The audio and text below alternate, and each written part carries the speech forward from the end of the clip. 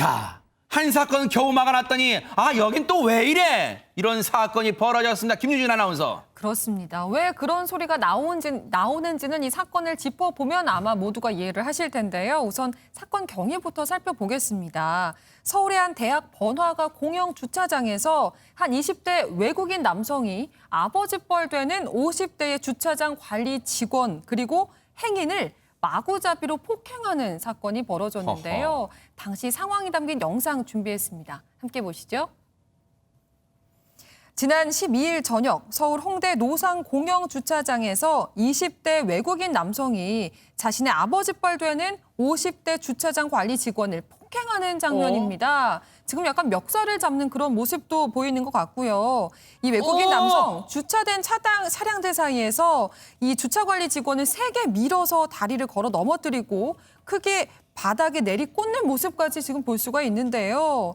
그렇게 넘어진 직원은 한동안 일어서지 못했다고 합니다. 아이고, 세상에. 이 영상으로만 봐도 20대 외국인 남성 굉장히 체격이 건장해 보이는데요. 네. 주변 사람들이 달려들어서 막아보려고 해도 소용이 없었다고 하고요. 곧이어 경찰이 도착한 후에야 이 남성을 제압할 수 있었다고 합니다. 네.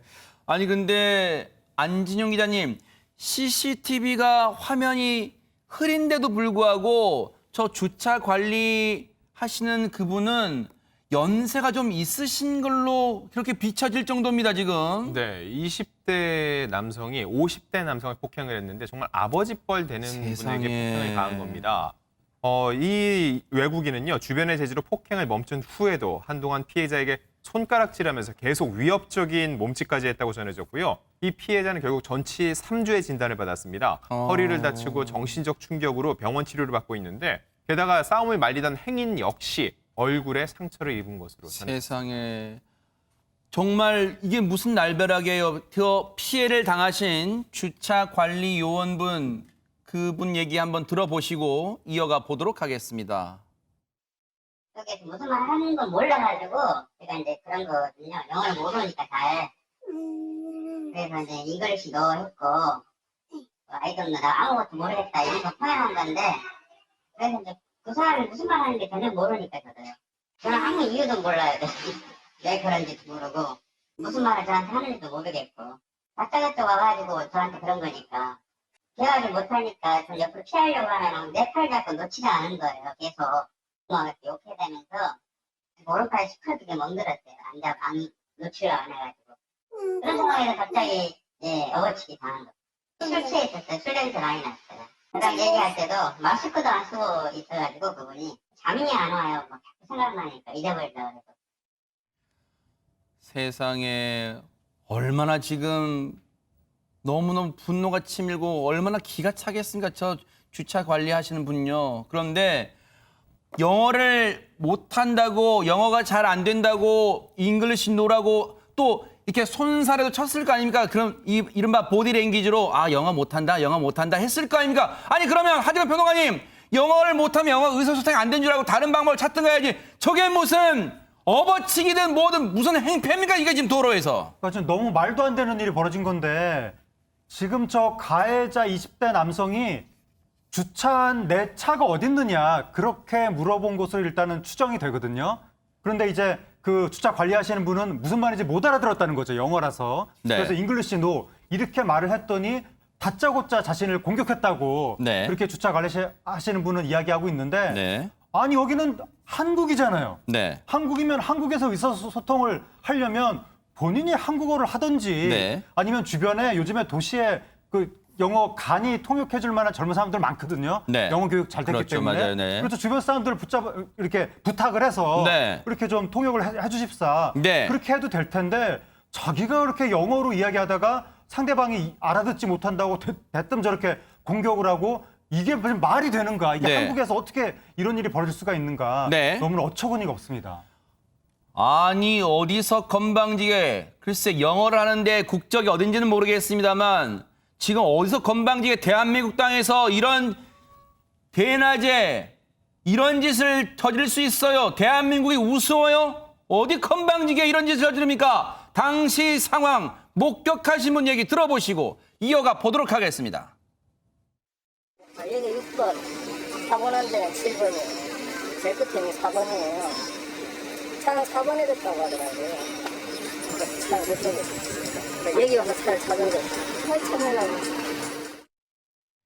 아니 얘기인즉슨 이 어처구니 없는 남자 자신이 엉뚱한 데 주차해놓고 지금 딴 데 와서 차 어딨냐고 물어본 거예요? 간단히 정리하면 머리도 나쁜 인간이 성격은 더 나쁜 거죠. 그러네요. 네. 4번에다 놓고는 딴 데여서 내 차 찾아내라. 주차 요원들은 차를 찾아낼 의무가 없습니다. 그다음에 대화가 안 통한다고 해서 홍대 한복판. 네. 정말 사람들 붐비는 곳에서 50대 어르신을 그냥 내동댕이 쳤다라는 건 어떤 법에도 용서를 할 수 없는 거고요. 네. 보는 사람도 굉장히 기분 나쁘고 함부로 우리나라 사람 무시하는 것 같아서 더 불쾌했다라는 네. 얘기를 많이 하고요. 또 다른 직원은 50대면 자기 아버지 버릴 텐데 네. 미군 부대에 다니는 게 뭔 자랑이라고 이런 짓을 했느냐라고 흥분을 감추지 못했습니다.